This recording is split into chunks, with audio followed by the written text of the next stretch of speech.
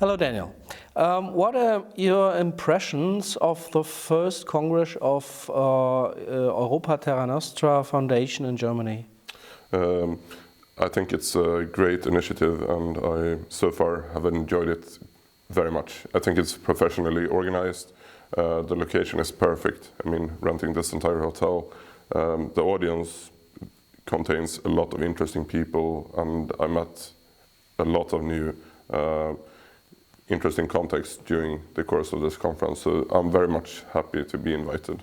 So you think it's important, networking is important for patriots all over Europe? Absolutely.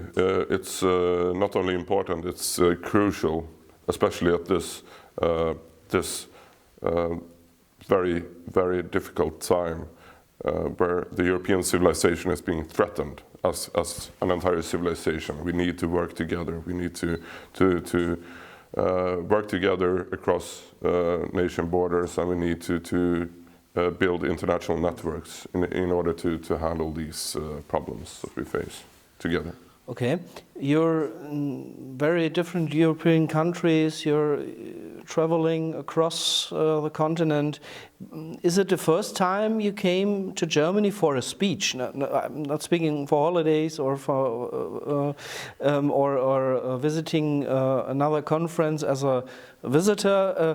Did you spoke the first time at a conference, or did you already visit Germany before?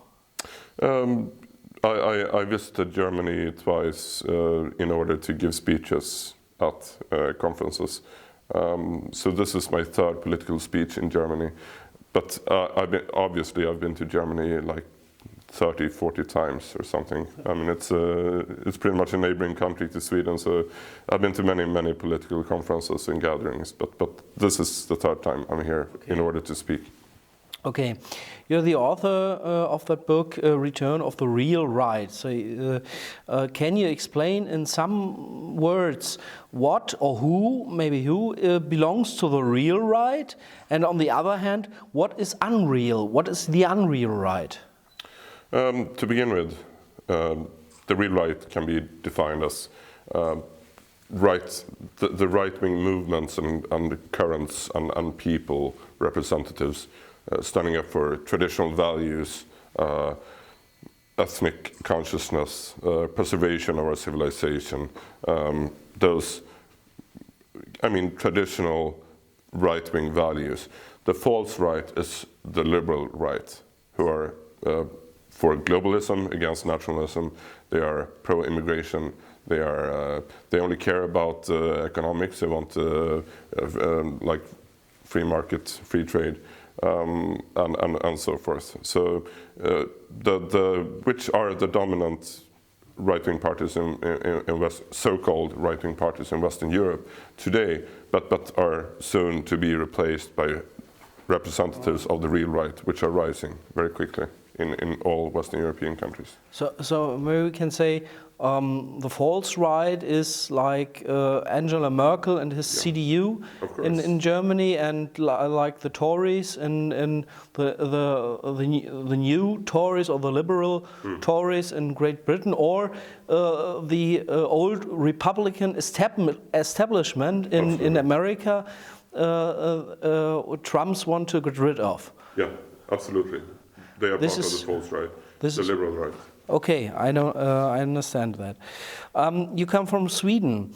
There is a political group or a party in Parliament called the Sweden Democrats. Would you say they are a party of the real right, or are parts of them? Do parts of them belong to the real right, or is it also a false right group? I think they are a borderline case. They are a borderline case.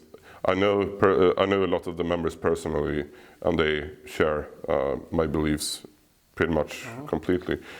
But the parts of the leadership does as well. But they have chosen a strategy that I don't agree with, which means trying to get accepted by the false liberal right by softening their message, and I think they've gone too far in that direction to be considered a true, real right-wing party. I think they are somewhere in between. So the point is not coalition with some of the so-called conservative groups, but opposition until you are the biggest party, like the Freedom Party in Austria says, we don't want to be a junior partner, we want to be opposition until we are the biggest ones. Yeah. This is the right position, and not to be a junior of the old parties. Exactly, that is the proper strategy according to my view, and the only strategy that will work if we want to be able to change politics in our countries in time to actually prevent bloodshed and civil war in Europe. So okay. Yeah, that is the only strategy that would work. Okay, another point in your book, you underline and you say it's very important, metapolitics is very important. In short, you say before getting into challenge or elections, you must have strong metapolitical basis and theory. What would you say, what is metapolitics, and why is it so important for right-wing or nationalist movements to get to know about this? I think, first of all, it should be mentioned that we have to learn from the movements throughout history that has been successful. It's not my original idea. I'm basically relying on the discoveries by the Italian Marxist Antonio Gramsci, who realized why the communists failed in Italy. And the reason for that was because they didn't control the culture, they didn't control the segments of society that defines language, that basically controls the culture and opinion through that. And without that, if you don't have that support, you cannot succeed politically. So that has to come first. In most cases, there are of course exceptions, but if you manage to get into political power, even in spite of that, which might happen in the US, for example, with Trump, who is going up against a media establishment that is like 95% totally hostile against him. Even if he manages to do this in spite of that, you have to also consider the metapolitical aspect of the Trump phenomenon, which is his extremely strong support in social media, which is becoming more and more important, and kind of replacing the importance of the old dying mainstream media, and also the support of new media channels like Breitbart, for example, and without that support, I doubt he would be that successful that he's been. So metapolitics has to come first, because we have to first take back control of the political discourse before we can have political victories, and that is what the left understood, and that is why we have phenomena like the Frankfurt School, the Revolution of '68, the conscious infiltration of media by left-wing extremists, which has taken place all over the Western world.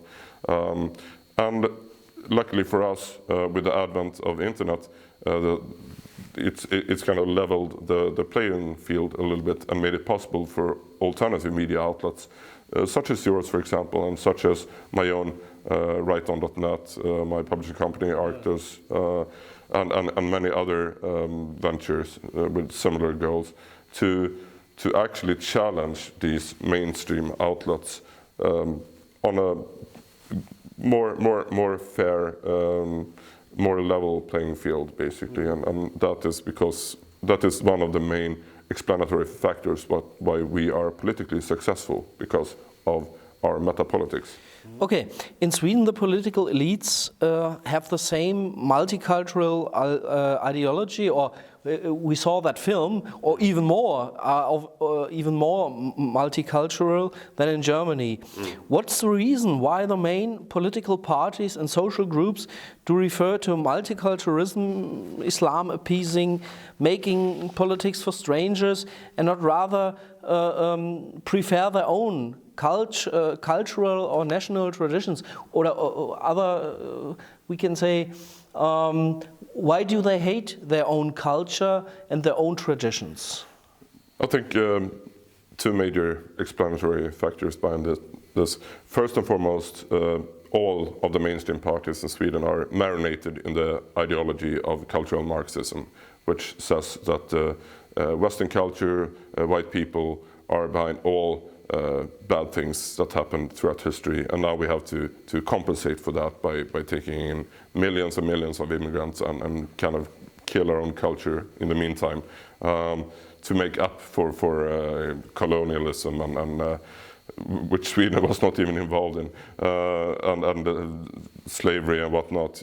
You know, this whole white guilt complex is a fundamental part of cultural Marxism, and secondly, I mean, the leaders of these parties, the big players, are doing it for opportunistic reasons, because they know that they will be rewarded after they have finished betraying their countries and selling out their countries by getting high positions in international banks, in international institutions like the UN and so forth. So they are calculating psychopaths doing it for opportunistic reasons rather than hatred of their own people. They just don't care about their own people, they only care about themselves. Now, last question, we have a look from Europe to the United States of America.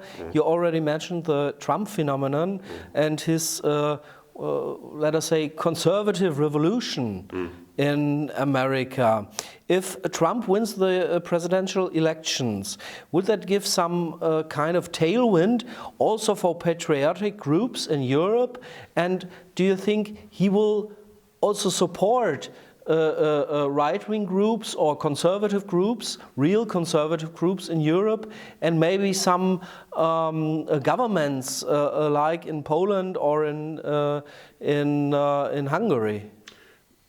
Yeah, to answer, I will begin by answering your last question. I see a real possibility that he would do that, because he agrees with, for example, the Polish and the Hungarian government on the position of immigration.